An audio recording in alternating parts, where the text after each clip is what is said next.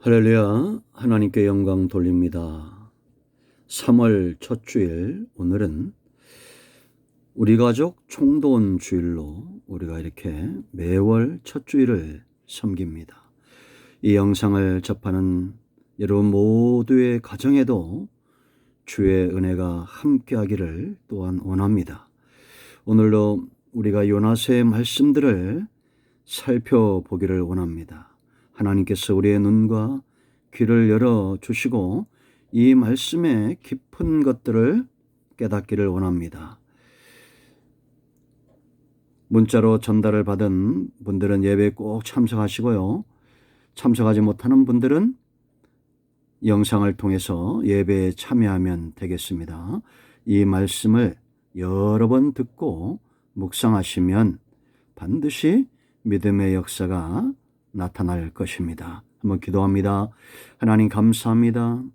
거룩하고 복된 주일 하나님을 예배하며 사모하는 모든 주의 백성들을 축복하시고 오늘도 이 요나서의 말씀의 깊은 것들을 깨닫고 무엇보다 하나님의 마음을 알며 믿음에 서는 귀한 시간이 되게 하옵소서. 예수님의 이름으로 사모하며 기도합니다. 아멘.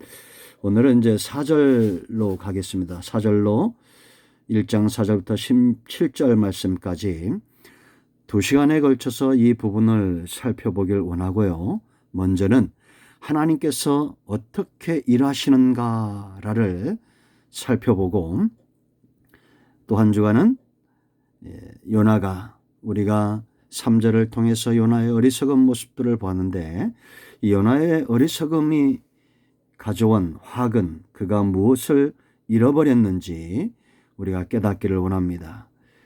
세상 사람들이 잃어버린 것보다도 우리가 하나님과의 관계에서 잃어버린 것이 있다면 그것은 참으로 어리석은 겁니다. 자, 여러분, 오늘 4절 말씀을 보세요. 큰 풍랑이 일어나고 있습니다.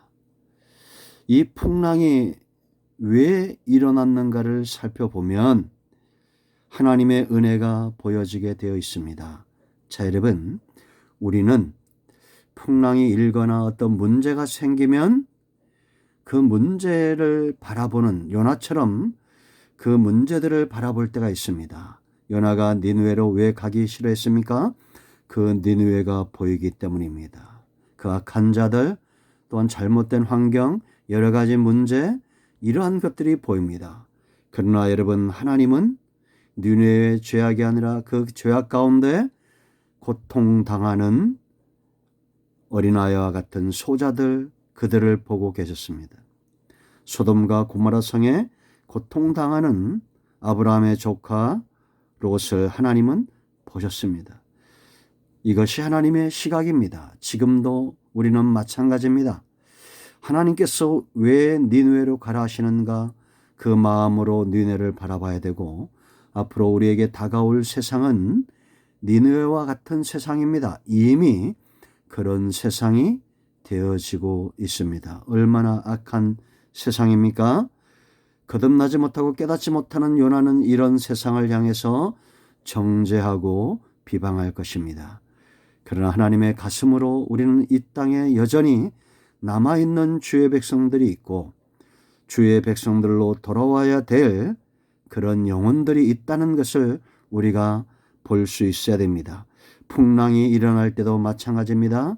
하나님이 4절 말씀 보면 하나님으로부터 임한 이 풍랑이 얼마나 큰지 배가 거의 깨어지게 된 것입니다. 왜 하나님이 이와 같은 풍랑을 일으킬까요? 잠든 요나를 깨우기 위함입니다. 요나를 죽이려고 이 풍랑을 일으킨 것이 아니다라는 겁니다. 그러므로 여러분, 우리는 잠에서 깨어나야 되겠죠. 죄의 잠, 불순종의 잠, 믿음 없는 불신앙의 잠에서 깨어나야지 이 풍랑으로 인해서 내가 죽을지도 모른다는 생각에 다른 길로 가버리면 안 된다라는 겁니다.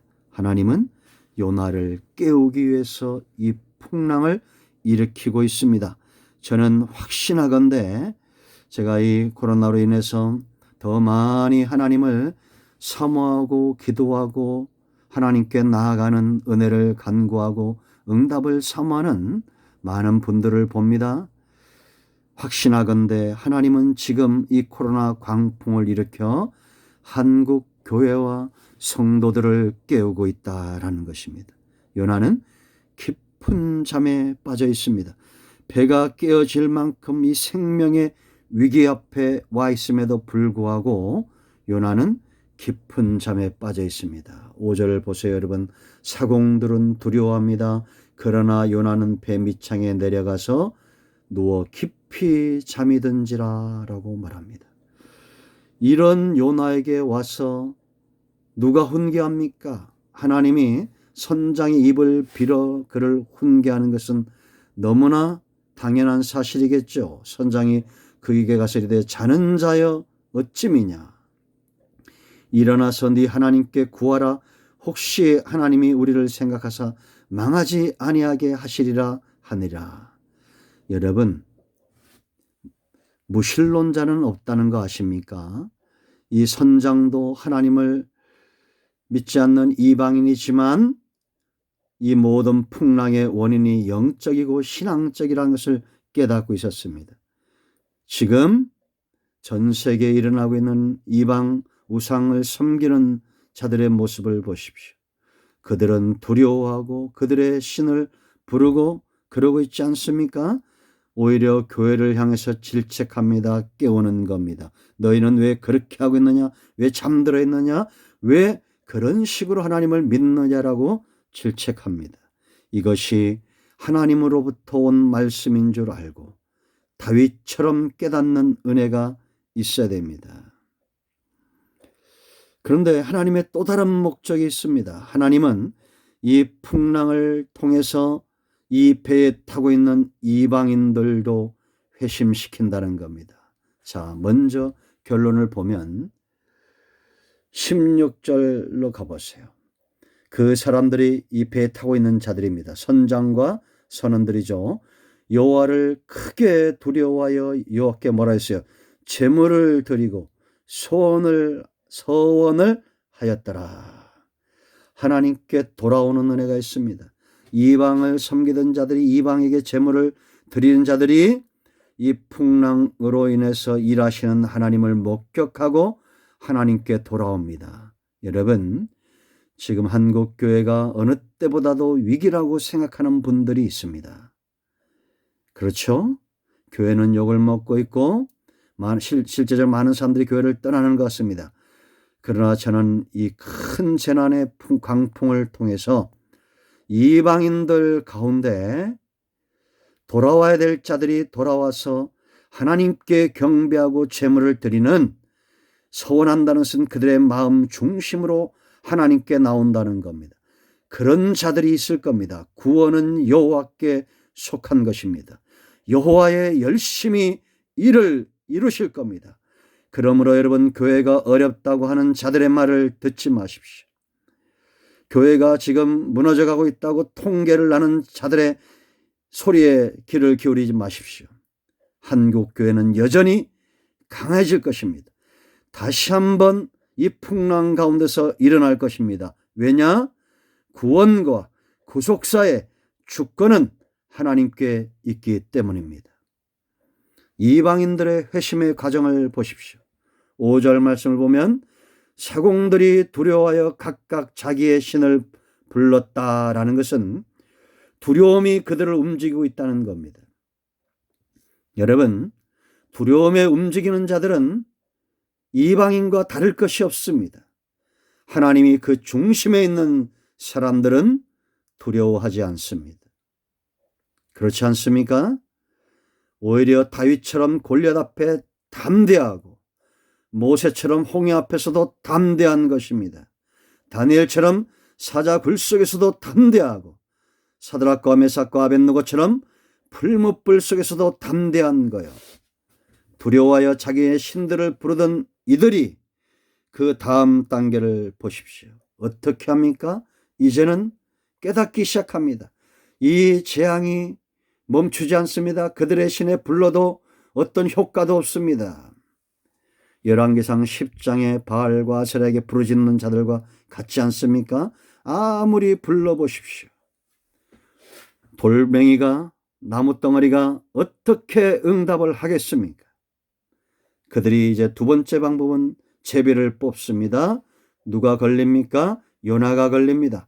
하나님의 인도하심이 분명하다는 겁니다.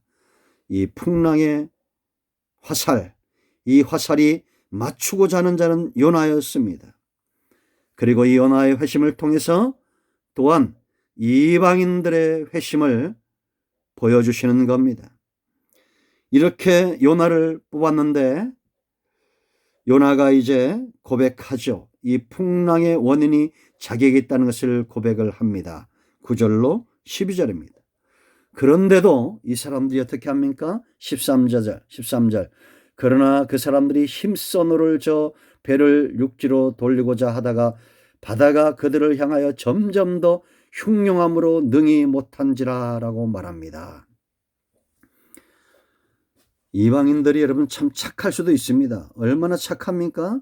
그러나 여러분 착한 것과 하나님을 신앙하는 것과는 큰 차이가 있다는 걸 아셔야 됩니다. 우리는 세상적인 착함으로 하나님을 믿고 천국 가는 것이 아닙니다. 하나님께 선택을 받았기 때문에 천국을 가고 그 나라를 사는 것입니다.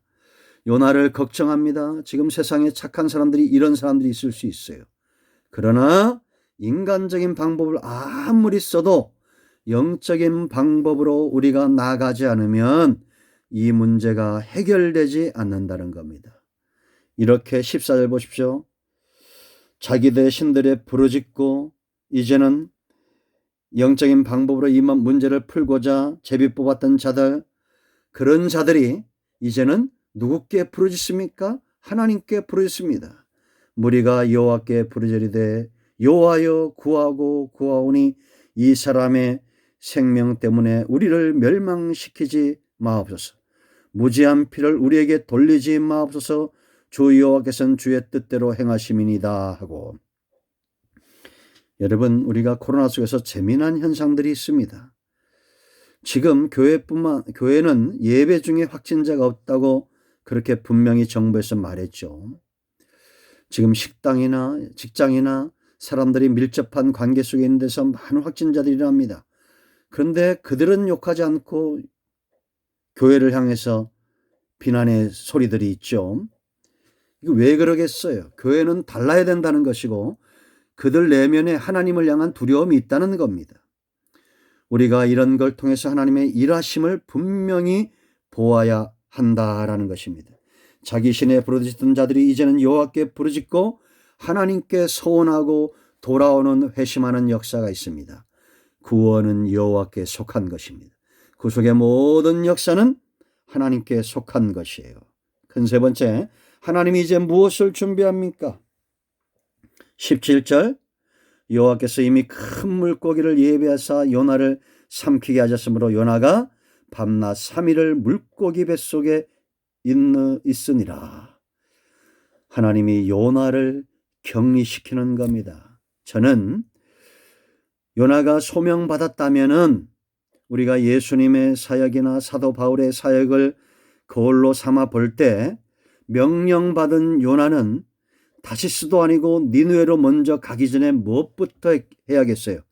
기도하여 힘을 얻어야 했습니다. 그렇지 않습니까? 예수님도 성령 받으신 후에 40일간 기도로 준비되셨습니다. 바울도 아라바 광야에서 기도로 준비되었습니다. 그런데 요나는 하나님의 음성을 듣자마자 다시서 도망갑니다.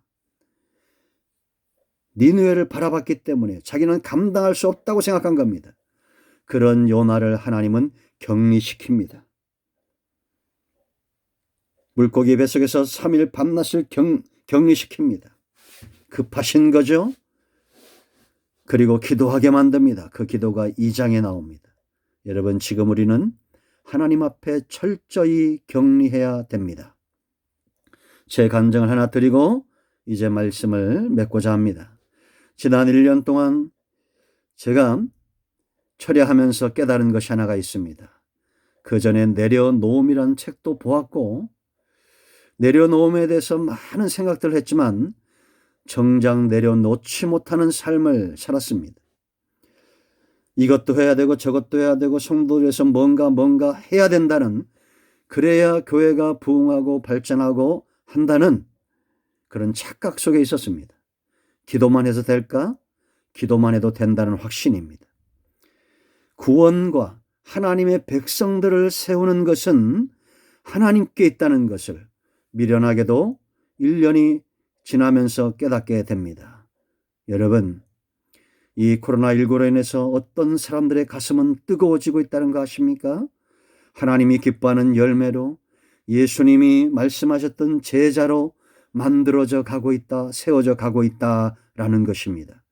여러분 자신과 여러분의 문제와 여러분의 가정을 하나님께 위탁하고 격리되십시오. 요나처럼 철저하게 하나님 앞에 서시고 히스기야 왕처럼 벽을 향하여 밤낮 부르짖고 예수님처럼 바울처럼 하나님 앞에 먼저 힘을 얻으십시오. 하나님은 여러분을 통해서 지금 달려오고 있습니다. 우리를 이 재난 가운데 격리시키고 다시 한번 한국교회와 성도들을 능력 있게 하나님이 기뻐하시는 모습으로 사용하시기 위해서 우리를 지금 준비시키고 있다라는 것입니다. 한국교회도 초대교회 부흥의 역사가 있었습니다.